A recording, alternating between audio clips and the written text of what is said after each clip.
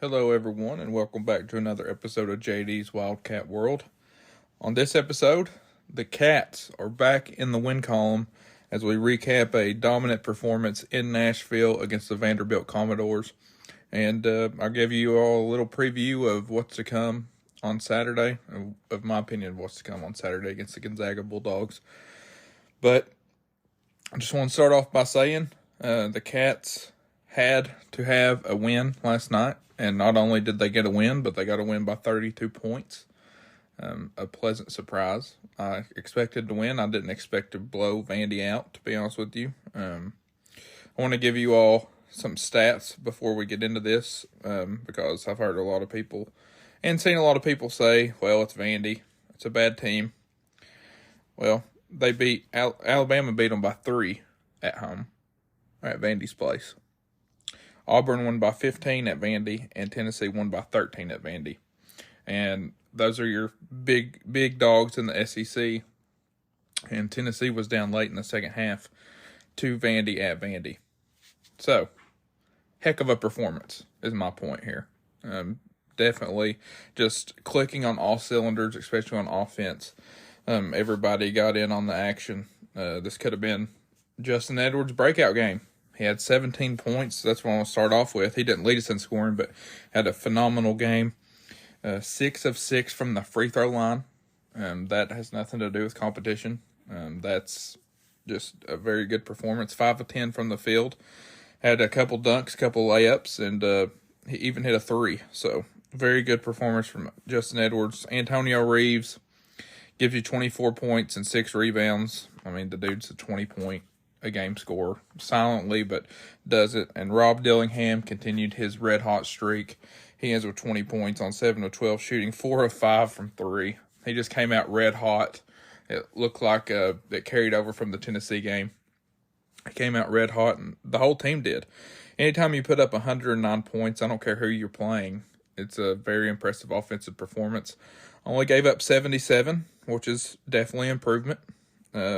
We scored 54 points in the first half and 55 in the second. Gave up 38 in the first and 39 in the second. So almost identical halves, the first and the second. Just a very, very good performance. Big Z even had 12 minutes, but he had 11 points and 7 boards in 12 minutes. Ended up fouling out. Very good game for him. Aaron Bradshaw played solid, 12 points, 7 rebounds. Good to see them get clicking. And, of course, a guy that had the game of his career so far at Kentucky, Jordan Burks, 13 points, 5 rebounds. And let's not forget, Jordan Burks led the overtime elite in scoring last year in a league that the Thompson brothers were in and Rob Dillingham was in. Jordan Burks led that league in points per game.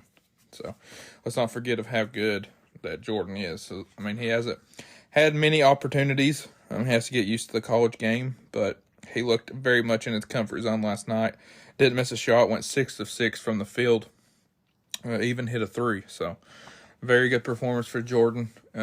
Hopefully, one thing, I'm going to switch and talk about the defensive side of the ball. I want to shout out Coach Cal for doing something that I talked about, we could try on the last episode, and we went zone a couple times down the floor and on every out-of-bounds play. It wasn't perfect, but it was a whole lot better. We stopped them from scoring. There was no wide-open layups, and that's a definite vast improvement from our man-to-man defense on out-of-bounds plays. So I hope we stick with that. It looked pretty good.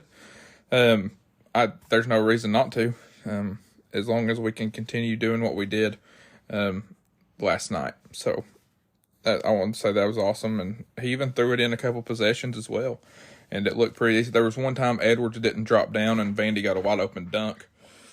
But other than that, every possession, nothing jumps out at me that was very bad about the zone. I thought it was a very good improvement for our defense. Somehow we went down in the KenPom rankings. I don't understand that, but only giving up 77 for this team is a win, in my opinion. So, Cats moved to 16-6, 6-4 in the SEC.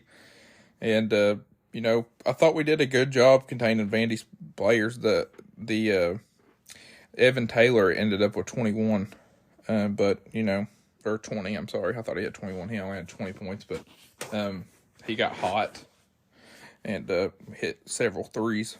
But shot 55% for the game, 57% from three, and that's another thing I want to touch on. Seeing we made 15 threes, 10 of those came in the first half.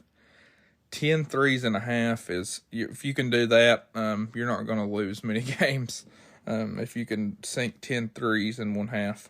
So I can't say enough good things about last night's performance. When it comes down to it, sure, it's a 6-15 Vanderbilt team, but it's at their place. It's an SEC game. They beat you 2 times last year, which I wanted revenge on Vandy, because especially I witnessed the second loss in the SEC tournament. Just wanted to beat them, run them off the floor, and that's what we did. So, great job overall. And can this be a building block starting with Saturday? And I think it can. This was the first game we won with DJ Wagner out. Trey Mitchell also missed today's game or last night's game, and it sounded like in Coach Cal's press conference after the game that he did not expect Trey to be back Saturday. It sounded like DJ was going to work out a little bit and see what he could do. I'm just going to go into the game expecting not to have either guy. And if everybody plays like they did tonight or last night, we're good. We're solid. I don't expect everybody to have the game of their lives against Gonzaga, but it's very possible. I mean, we're very talented. Gonzaga's down, it looks like, a little bit this year. I really haven't dug much into the Gonzaga tape, to be honest with you, just because they play so late. And I just feel, based on what I've heard, I think we're in a good shape to get revenge on them from last year as well. So I'll get into that preview a little bit later on. But the Cats win 109-77. The offense just looked like they were there playing. I mean, we finally got out in transition again, and imagine what happens when we do that. We run Vandy off the floor, had 30 fast break points. And this is my main point, and has been I feel like I'm nailing every single game. When we get out in transition and run, nobody can stop us. Vandy couldn't even play with us. They couldn't stick with us. Just too many weapons, especially on the break, that can just dunk one in your face, pull up from three, driving layup, pull up jumper. Every guy on the floor can do all those things most of the time. So it's you outscored them 30-6 in the fast break, and odds are you're not going to lose many games if you do that. So now, I could go on all day complimenting this team for last night's performance. I thought it was super important coming off of 2 losses to just win the game. But when they come out and look that good, I think they pull some of the fan base back in that had kind of dismissed them after the 2 losses. And if you have done that, I mean, most odds are I better just keep my mouth shut. I'm about to say it. I find it, I'll just say this before I move on to the Gonzaga. I don't see many posts about last night's game, but my gosh, I saw tons and tons of posts when we lost to Tennessee and when we lost to Florida. So I'm just saying, if you're going to crush the players and Cal, mainly Cal, when we lose, why not prop them up when we win? It's a two-way street. These kids, they played their heart out last night. They did everything right. They did everything they're supposed to do. And they come out with a 30-point win. And that's all you can ask. So we'll see. Cal, is he getting props for going zone and making our defense look somewhat competent? I haven't seen that. I'll say it on here because I'm a Cal guy and I'm going to support this team win or lose. But I asked some of you all, and some of you all are listeners, and you probably aren't going to like that I'm saying this, but pick a side, or heck, be on both sides. You can criticize when they lose, but prop them up when they win a game. We're supposed to beat Vandy. Yeah. But they beat us twice last year. They went 2-1 against us last year. And they could have we could have came in flat, and they could have took it to us. But that did not happen. So I just wanted to get that off my chest. Just because of all the messages I've got the last week, especially with the back-to-back losses. I feel like the guys deserve a ton of credit. I'm super proud of the team. I know Cal is too. And we'll continue on. We go to 16-6 now. Gonzaga has the same record. They play tonight against Portland. They're huge favorites. So you would assume they would come in 17-6. The main guy that I want us to focus in on, you all might remember this name from a couple years ago, Nolan Hickman. He committed to Kentucky, then decommitted, decided to go to Gonzaga, and now is finally having a major role in their plan. He averages 13 points a game, and 2.5 assists a game. If Wagner's out, I don't know who you would stick on him. I guess Reeves maybe. He's a tall, lanky guard who can get to the rim. He's shooting 36% from 3 this year. I feel really good about this game. Last year I did not, because it was on the road. Ruckus environment, we weren't ready for it. They ended up blowing us out, beat us by 16 at Gonzaga last year, 88-72. I think this is a different team for Gonzaga. I think we got a different team. I think we're definitely more talented, and this should definitely be a win for us. They have Ryan Nembhard, who is Andrew Nembhard's brother, that played at Florida and also Gonzaga. And he's a guard. If he plays like his brother, he can shoot lights out. He's not shooting from 3 that well this year, but he will against us. He's averaging 12.5 points a game, 30% from 3, 43% from 2. So, we're going to have to do the same thing. We're going to take the same blueprint we did from Vandy and apply it to this game.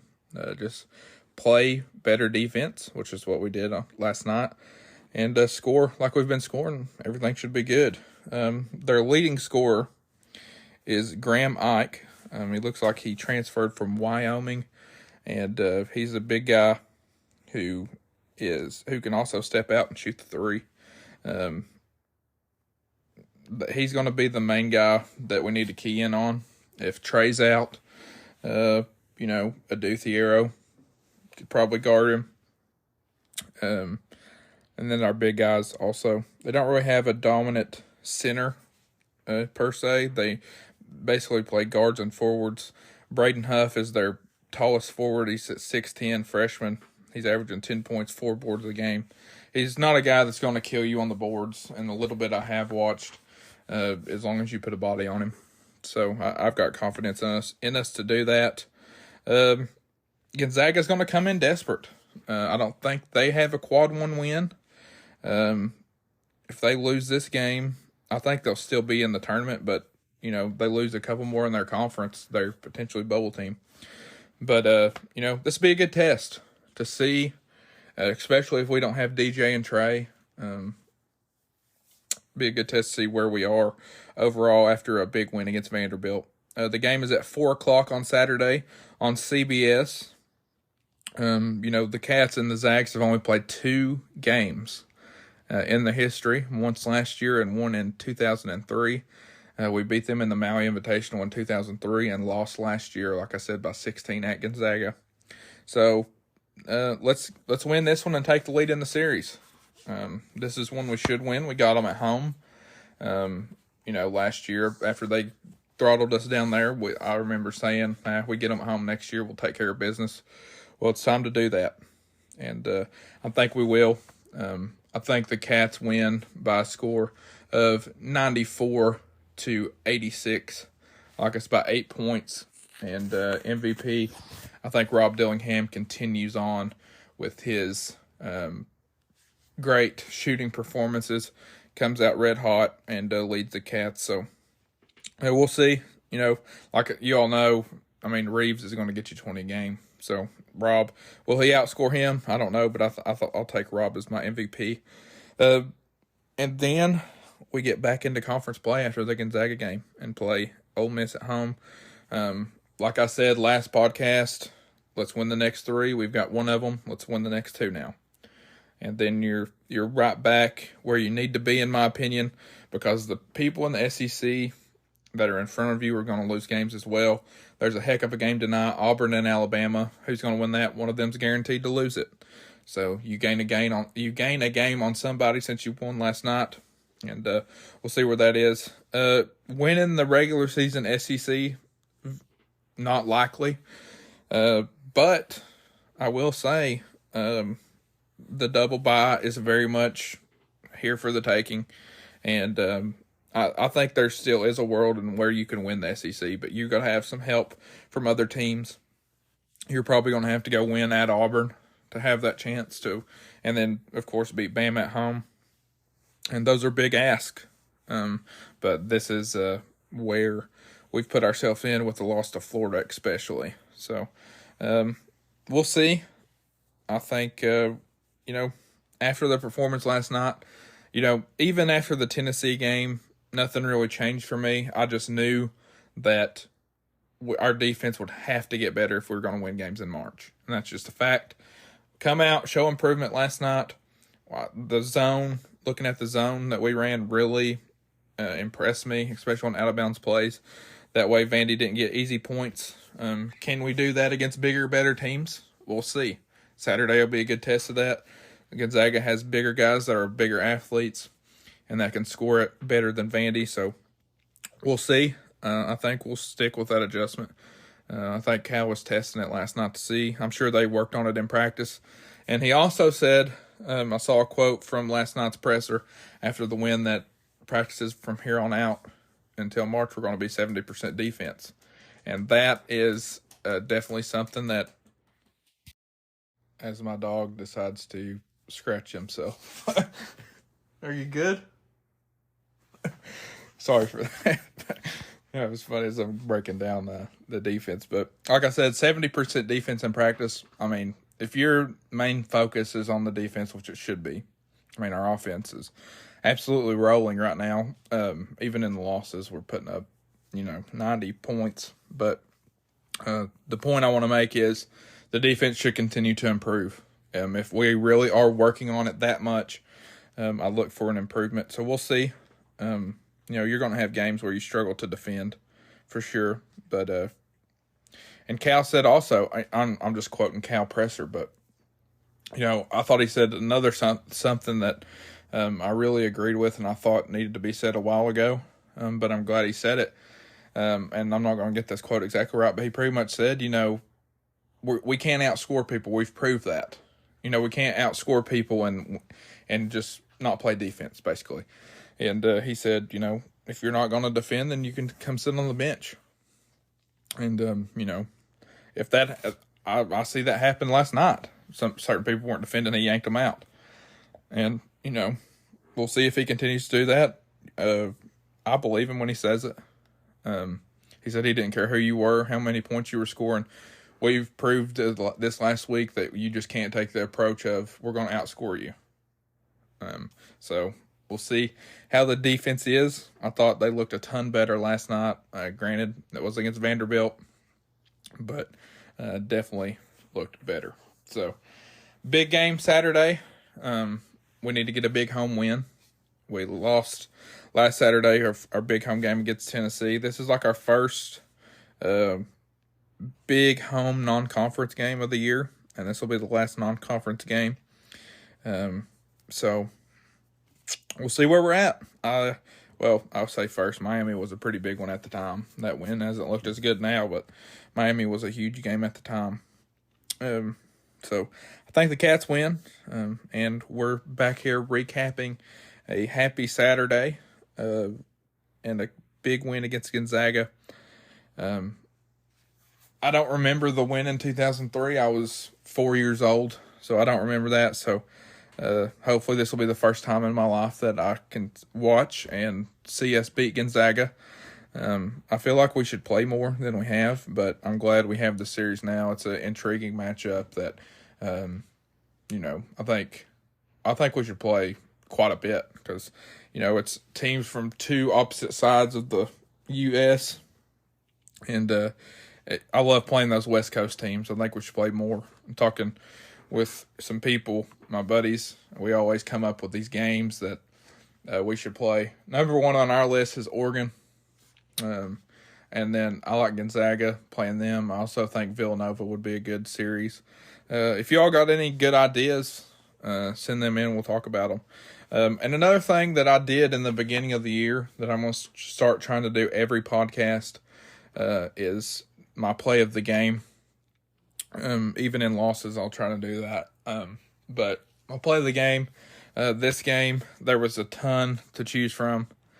But I love the Big Z oop to Aaron Bradshaw, 7-1 to 7-2, or vice versa, 7-2 to 7-1. But the Twin Towers ooping it to each other.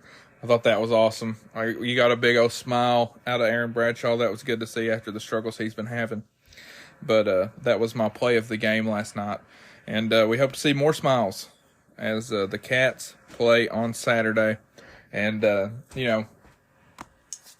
there's a good chance that Tennessee loses on Saturday. Like I said, Auburn, Alabama play tonight. One of them has to lose.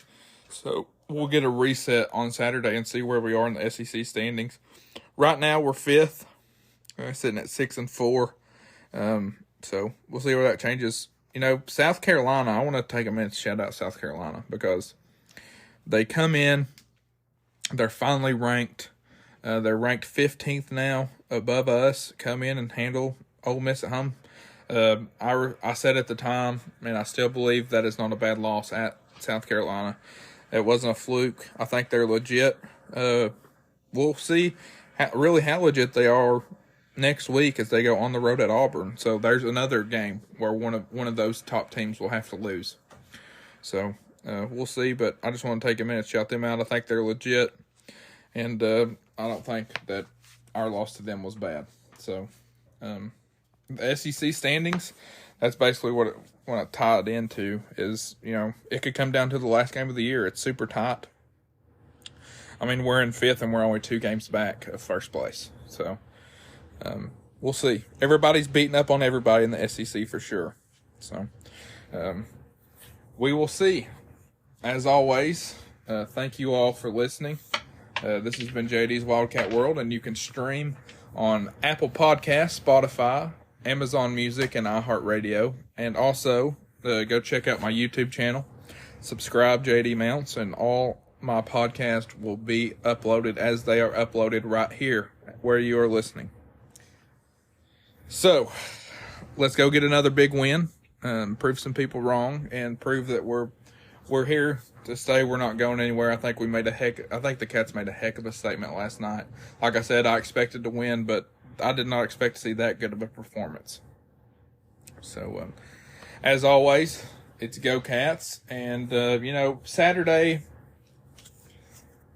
I'm going out of town this weekend, but there is potential if we get a big win on Saturday to do a post game. I'll just have to play it out by ear. And then, of course, if you all request it like you all usually do, I definitely will find a way to do it.